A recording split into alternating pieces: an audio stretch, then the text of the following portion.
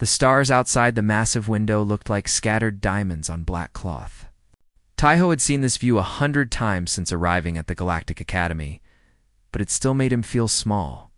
He was far from home, far from Earth, and surrounded by creatures. That made him feel like an ant among giants. The lecture hall was filling up with students from across the galaxy. Taiho sat near the back row where he always sat.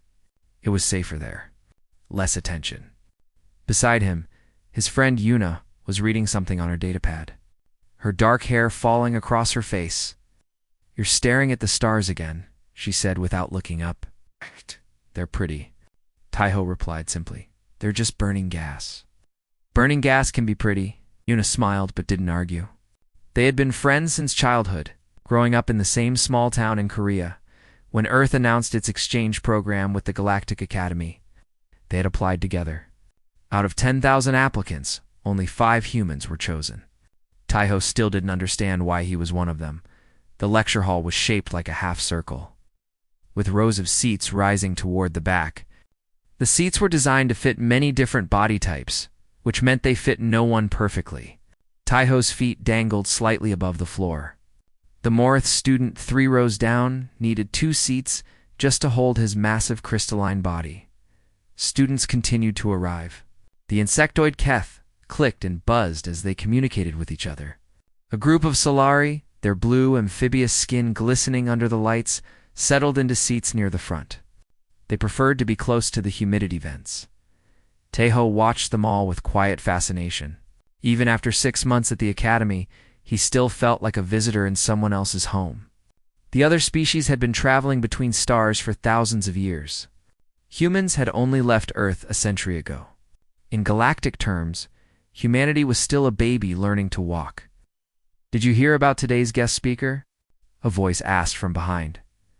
Taiho turned to see Minho, another human exchange student, taking a seat in the row behind them. Minho was quiet and thoughtful, the kind of person who watched more than he spoke. "I heard something," Yuna said. "A Dralian warrior, right?" Minho nodded, his expression serious. "My roommate is a Keth. He told me, Dralians are bad news. Really bad news." "What do you mean?" Taiho asked. "He said they're predators, not like Earth predators.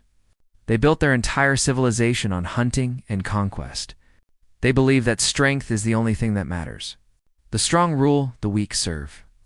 Yuna frowned. "And they invited someone like that to teach a class?" "Diplomatic relations," Minho said with a shrug. "The Academy is trying to maintain peace with everyone, even species that don't really believe in peace." Before they could discuss further, the main doors at the front of the hall opened. Instructor Velis entered, moving with the graceful, flowing motion that all Etherans possessed.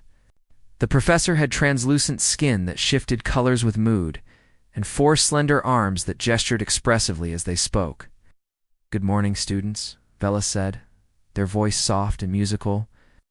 "Today we have a special guest who will discuss predator-prey dynamics across galactic ecosystems. Please welcome Korvax of the Dralian Empire." The doors opened again, and Taiho felt the temperature in the room change. It wasn't actually colder, but something in the air shifted. A presence entered the lecture hall that made every student instinctively tense. Korvax was enormous. He stood nearly 3 meters tall, his body covered in thick gray scales that looked like armor. He had 4 muscular arms, each one thick with corded muscle. His head was reptilian, with a long snout filled with teeth that looked designed for tearing flesh. His eyes were yellow with vertical pupils, and they swept across the room like searchlights. No one spoke. No one moved. Korvax walked to the front of the lecture hall with heavy, deliberate steps. Each footfall echoed through the silence. When he reached the center of the room, he stopped and stood there, letting everyone look at him. "I am Korvax," he said. His voice was deep and rough, like stones grinding together. "I am a hunter. I have killed creatures on 100 worlds. I have faced beasts that would make your nightmares seem pleasant." He paused, letting his words sink in. "Today I will teach you about the natural order of the universe. The strong survive, the weak become food. This is not cruelty. This is truth." Instructor Velis shifted uncomfortably but said nothing. Korvax had been invited by the Academy Council itself. He had diplomatic immunity. There was nothing the professor could do. Taeho felt Yuna tense beside him. He reached over and gently touched her arm, a small gesture of comfort. She relaxed slightly but kept her eyes on the Dralian. "Look around this room," Korvax continued. "I see many species. Some of you come from warrior cultures. Some of you come from peaceful worlds. But all of you, every single one, exists because your ancestors survived. They were strong enough to live." He began walking slowly along the front row, looking at each student as he passed. "The question is, are you still strong? Or has civilization made you soft?" Taeho watched the Dralian move, studying him the way he might study a wild animal. There was something dangerous about Korvax that went beyond his size and his claws. It was the way he moved, the way he looked at everyone around him. He didn't see students. He saw prey, and Taeho knew, with a cold certainty settling in his stomach, that today's lesson was going to be about more than predator-prey dynamics. Today, Korvax wanted to demonstrate something. He wanted to show everyone in this room exactly where they stood in the natural order, and humans, Taeho suspected, were going to be at the bottom of that list. He glanced at Yuna, then at Minho behind them. Both of his fellow humans looked tense, uncertain. They were thinking the same thing he was. They were very far from home. And they were very, very small. Korvax continued his slow walk through the lecture hall, and with each step, the silence grew heavier. Students who had been whispering to each other moments ago now sat frozen in their seats. The Dralian's presence filled the room like smoke, making it hard to breathe. "Let us begin with a simple exercise," Korvax said. "I will examine each species in this room and explain your place in the natural order. This is not meant to insult you. It is meant to educate you." He stopped in front of a group of Keth students. The insectoids were about the size of large dogs, with hard shells and multiple limbs. They were known across the galaxy for their intelligence and their skill with technology. "The Keth," Korvax said, reaching down and tapping one of them on the shell. The Keth flinched, but didn't move. Clever creatures, fast, good at building things, but fragile. One strong blow, and that shell cracks like an egg. In my culture, we call species like you runners. You survive not by fighting, but by hiding and fleeing. He moved on without waiting for a response. The next group were Solari, the amphibious species with smooth blue skin. They watched Korvax with wide, nervous eyes. "Solari," Korvax said. "Swimmers. Your ancestors lived in oceans and never learned to fight on land. Outside of water, you are slow and clumsy. A child of my species could hunt a dozen of you before breakfast." One of the Solari made a small sound of protest, but a sharp look from Korvax silenced them immediately. Instructor Velis stepped forward. "Korvax, perhaps we should focus on the academic aspects of silence," Korvax said without even looking at the professor. "You invited me here to teach, so let me teach." Velis's translucent skin flushed with a mix of colors: embarrassment, fear, frustration, but the professor stepped back. There was nothing to be done. The Academy Council had granted Korvax full authority over this session. The Dralian continued his walk. He reached a Moreth student named Brixel, a massive being made of living crystal. Brixel was one of the largest students in the Academy, towering over most other species. Surely, Taeho thought, the Dralian couldn't intimidate someone that big. But Korvax just laughed. "Moreth," he said, "big and hard and strong, but slow. So very slow.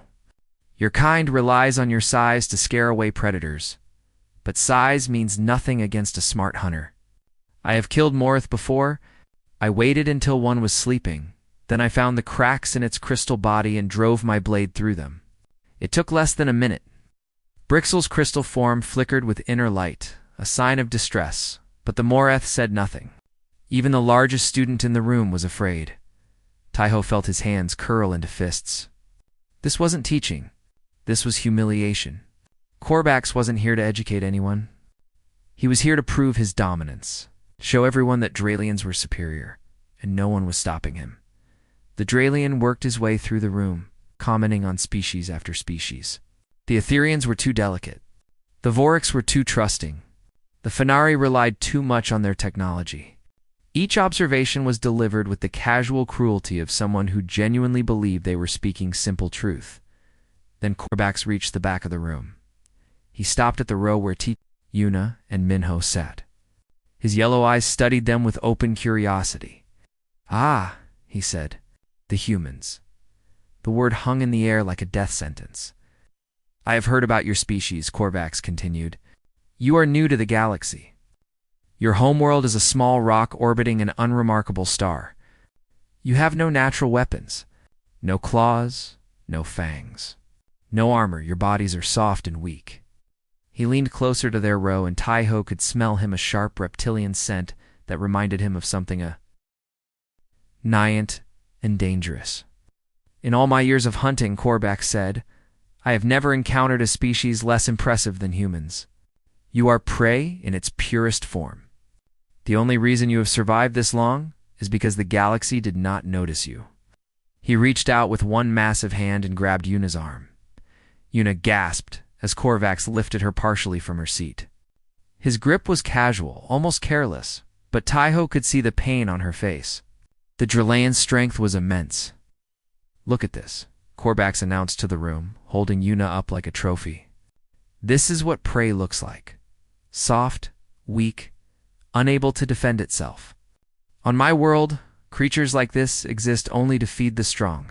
Yuna struggled, but it was useless. She might as well have been trying to escape from a steel trap. "Let me go," she said, her voice tight with pain and anger. Korvax laughed. "See, it even tries to speak. How amusing. Does the food have something to say before it is eaten?" No one in the room moved. The Keth looked away. The Solari stared at the floor. Even Brixel, the massive Morith, kept his eyes fixed on nothing. Everyone was too afraid to act. Instructor Velis made a small sound of distress. The professor's feet seemed frozen in place. Taiho watched Eunice's face twist with pain as Korvax's grip tightened. Something hot and sharp was building in his chest. It was a feeling he recognized from old stories. From lessons passed down through generations, it was the feeling his ancestors had when they faced tigers with nothing but wooden spears. It was the feeling of a species that had learned, long ago, that running was not always an option. Sometimes you had to stand. Sometimes you had to fight, even when you knew you couldn't win. Taiho took a breath. His heart was pounding. His hands were shaking. Every logical part of his brain was screaming at him to stay still, to stay quiet, to survive. But Yuna was his friend, and humans did not abandon their friends. Slowly, quietly, Taiho rose from his seat. The room was perfectly silent. Every eye turned toward the small human who had just stood up. Even Korvax paused, his grip on Yuna loosening slightly as he turned to look at this unexpected interruption. Taiho stood with his hands at his sides. His heart was beating so hard he could feel it in his throat. His legs wanted to shake, but he forced them to stay still. He looked directly at the Dralian's yellow eyes. "Let her go," Taiho said. His voice was quiet, but steady. It did not waver. It did not tremble. It was the voice of someone who had made a decision and would not change his mind. Korvax stared at him for a long moment. Then, slowly, a smile spread across his reptilian face. It was not a pleasant smile. It was the smile of a predator who had just found something entertaining. He released Yuna, who fell back into her seat, clutching her arm where bruises were already forming. But Korvax did not look at her anymore. His full attention was on Taiho. "What do we have here?" The Dralayan said, his voice filled with dark amusement. "A hero, a brave little human standing up for its friend." Taiho said nothing. He just stood there, waiting. Korvax walked toward him, each step slow and deliberate. The Dralian was savoring this moment. It was clear from his expression that he found the situation hilarious. "Do you know what I could do to you, little human?" Korvax asked. "I could snap every bone in your body with one hand." I could tear your soft flesh into pieces. I could end your existence before you could even scream. I know, Taiho said. The simple response made Korvax pause. He had expected fear. He had expected begging. He had not expected this quiet acceptance, you know? Korvax repeated. And yet you stand? Are you stupid, human? Or do you simply want to die? Taiho took a moment before answering. When he spoke, his voice was still calm. I know what you can do to me, he said. I know I cannot stop you. I know I cannot hurt you. You are bigger than me, stronger than me, faster than me. By every measure that you value, you are superior. Korvax nodded, pleased. At least you understand your place. But you don't understand mine, Taiho continued. The Dralian's eyes narrowed. What? You look at me and see prey, Taiho said. You see something small and weak. Something that should run and hide. But you don't know what I am. You don't know what my species is? Korvax leaned closer, his hot breath washing over Taiho's face. Then tell me, little human. What are you? Taiho met his gaze without flinching. We are the species that hunted mammoths with wooden sticks. We are the species that crossed frozen mountains with nothing but animal skins to keep us warm. We are the species that built cities in deserts and sailed across oceans in wooden boats. We are the species that left our homeworld and reached for the stars, even when we didn't know what we would find. He paused, letting his words sink in. You think we survived because the galaxy didn't notice us? You're wrong. We survived because no matter how many times the universe tried to kill us, we refused to die. Korvax was no longer smiling. Something in the human's words, in his tone, in his steady gaze, had shifted the dynamic in the room. The other students were watching now, really watching. Brave words, Korvax said. But words cannot stop claws. Oh, Taiho agreed. They can't. But that's the thing about humans. We don't stand up because we think we'll win. We stand up because we can't do anything else. He took a small step forward, closing the distance between them. It was a tiny movement, but its meaning was clear. He was not backing down. You can hurt me, Taiho said. You can kill me. But I will not watch you hurt my friend and do nothing. That is not who I am. That is not who we are. A murmur ran through the lecture hall. The other students had never seen anything like this. Every species in the galaxy had survival instincts. Every species knew when to fight and when to flee. But this human was doing neither. He wasn't fighting, he had no chance of winning. And he wasn't fleeing, he stood. Right in front of the predator's jaws, he was simply refusing to move. Korvax straightened to his full height, towering over the small human. His claws extended slightly, gleaming in the artificial light. His muscles tensed. He could kill this creature in less than a second, but he didn't move, because for the first time in his long life as a hunter, Korvax had encountered something he didn't understand. The human's body was clearly afraid. He could smell the stress chemicals, see the slight trembling of the hands, but the human's eyes were not afraid. They were calm. They were resolved. They were the eyes of someone who had already accepted death and decided that some things were more important than living behind Taiho. Another human stood up. Yuna rose from her seat, still clutching her bruised arm. She stepped forward and stood beside Taiho, shoulder to shoulder. Then, from the row behind, Minho stood as well. 3 humans, small, weak, soft, standing. Together in front of a creature that could destroy them all, without breaking a sweat, and not one of them was running. The room held its breath. Korvax looked at the 3 humans standing before him, and for the first time since entering the lecture hall, he did not know what to do. This was not how prey was supposed to behave. Prey ran, prey hid. Prey begged for mercy. Prey did not stand in a line and stare at the predator with steady eyes. 3 of you now, Korvax said slowly. Do you think numbers will save you? I could kill all of you at once. It would take less effort than breathing, Taiho said. That's not why we're standing. Then why? Korvax demanded. There was something in his voice that hadn't been there before, confusion, perhaps, or frustration. Why stand if you know you will die? It was Yuna who answered. Her voice was tight with pain, but it was also clear and strong, because that's what humans do, she said. We stand with each other. We protect each other. It's not about winning. It's about being there. Korvac shook his massive head. That is foolish. That is weakness. Maybe to you, Minho said quietly. It was the first time he had spoken, and his voice was soft but steady. But to us, it is the only strength that matters. The Dralian studied the three humans for a long moment. His yellow eyes moved from face to face, searching for something: fear, hesitation, weakness. He found none of these things. Instead, found something that made him deeply uncomfortable. Instructor Velis suddenly spoke up, their voice echoing through the silent hall. If I may observe something, the professor said carefully. The Academy's medical sensors are active in this room. They monitor the biological states of all students for safety purposes. Korvax turned to look at the Etherean. What of it?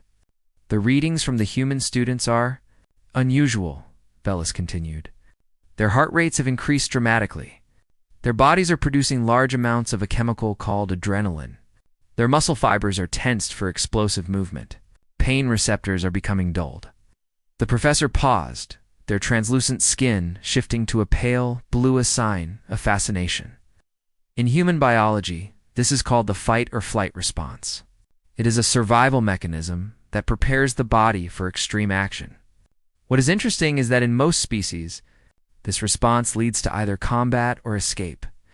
Velis looked at the three standing humans, but all three of these students are showing indicators of the fight response.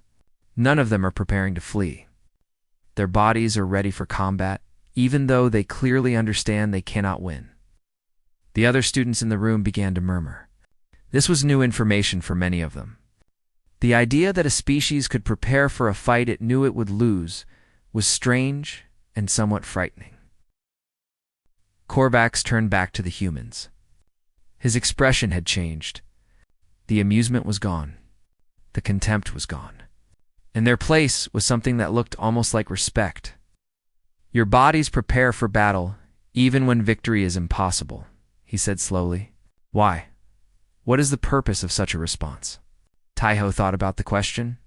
It deserved an honest answer, because sometimes, he said, fighting isn't about winning. Sometimes it's about buying time, giving others a chance to escape, making the predator work for its meal. If we're going to die anyway, we might as well make it mean something. Korvax was silent for a long moment. Then he asked a question that surprised everyone. And do all humans do this? Stand together against impossible odds? Not all, Taiho admitted. We're not perfect. We have cowards. We have people who run. We have people who betray each other.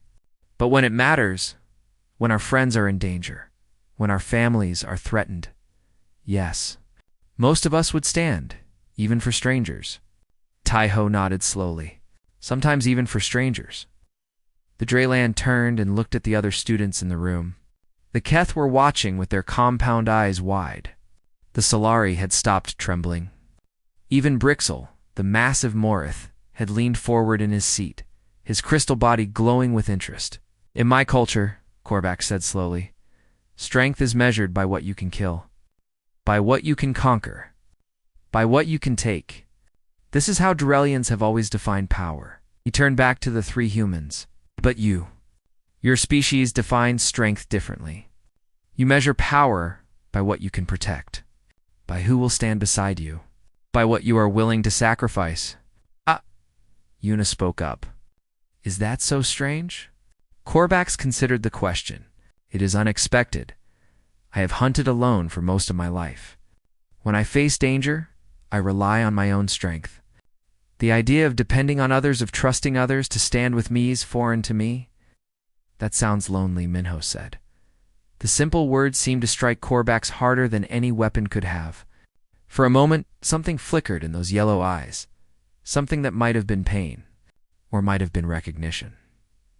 Then the moment passed, and the Draleen straightened to his full height once more, but his claws had retracted, and his posture was no longer that of a predator, about to strike. The lecture hall was completely still. Every student held their breath, waiting to see what would happen next. The three humans still stood in their row, facing the massive Dralian warrior. Seconds passed that felt like hours. Then Corvax did something no one expected. He took a step back. "The demonstration is over," he said. His voice was different, now quieter, thoughtful. The mocking tone was gone. "I have learned what I came to learn." He turned and walked toward the front of the room. His heavy footsteps echoed through the silence, but they no longer felt threatening. They were just footsteps. When he reached the door, Corvax paused and looked back at the three humans who were still standing. "You are not what I expected," he said. "Your species is not what I expected." "I will. Think about what happened here today." Then he was gone. The doors closed behind him. The pressure that had filled the room disappeared like air escaping from a balloon. For a moment, no one moved. Then the lecture hall erupted. Students began talking all at once, their voices overlapping in a dozen different languages. The keth clicked and buzzed with excitement. The Solari were gesturing frantically to each other. Even Brixel, the normally silent Morith, was making deep, rumbling sounds that translated as amazement. Instructor Velis hurried forward, their four arms waving with concern. "Are you hurt?" the professor asked, rushing to check on the human students. "That was incredibly dangerous. You could have been killed. Why did you do that?" Taiho sat back down in his seat. Now that the danger had passed, his legs were shaking badly. The adrenaline was leaving his system, and he felt exhausted, like he had run a marathon. "I don't know," he said honestly. "I just could not do it." Yuna sat down beside him, still holding her bruised arm. Despite the pain, she was smiling. "That's the most Taiho answer ever," she said. "You never think before you do something stupid." It worked, didn't it? This time, Minho sat down behind them, shaking his head slowly. "I can't believe I did that. I was terrified." "I'm still terrified." "We all were," Taiho said. "That's not the point." Around them, students from other species were looking at the humans with new expressions. Before today, most of them had barely noticed the human exchange students. Humans were new to the galaxy, small and seemingly unimportant. They were easy to overlook, but something had changed. A Keth student approached their row hesitantly. Her exoskeleton was a deep green, and her compound eyes studied them with obvious curiosity. "That was remarkable," she said, her voice clicking slightly as she translated her thoughts into Galactic Common. "I have never seen anyone stand up to a Dralian before. I didn't know it was possible." "It's not smart," Taiho said. "We just didn't have a choice." "You had a choice," the Keth replied. "You could have stayed seated like everyone else."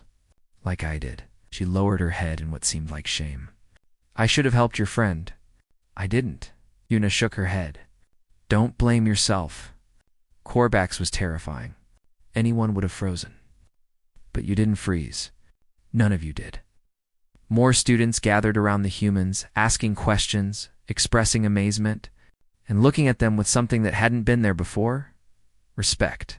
As the crowd grew, Instructor Velis gently dispersed the students and officially ended the class early. The professor then approached the humans one more time. "What you did was foolish and dangerous," Velis said, "but it was also remarkable. I have taught at this academy for 40 years, and I have never seen anything like it." The professor paused, their translucent skin shifting through several colors as they considered their next words. "I think I understand humans a little better now. You are not strong in the ways most species value strength, but you have something else. Something that may be more important." "What's that?" Taiho asked. "You have each other," Velis said simply, "and you will stand for each other, no matter the cost. That is not weakness. That is something I do not have a word for in my language." As the students filed out of the lecture hall, whispers spread through the corridors of the academy. By evening, everyone on Station Meridian had heard some version of the story. A human had faced down a Dralian warrior. 3 humans had stood together against impossible odds, and the Dralian had backed down. The details varied from telling to telling. Some versions made Taiho sound like a giant warrior himself. Some versions claimed the humans had special powers, but the core of the story remained the same. Humans were not what they appeared to be. in the weeks that followed. The human exchange students noticed a change. Other species no longer looked past them. Conversations stopped when they entered rooms. Students who had never spoken to them before now sought them out for discussions. And in the quiet moments, when Taiho looked out at the stars from the observation deck, he sometimes thought about Korvax. He wondered if the Dralian had really changed his mind about humans, or if it had all been an act. But then he would look at Yuna beside him, and Minho nearby, and the other two human students, who had become closer friends since that day. And he would remember that the lesson wasn't really about Korvax, it was about what it meant to be human too. Stand when you wanted to run. To fight when you knew you would lose. To protect the people beside you, no matter what. That was the lesson, and it was one the galaxy would not soon forget.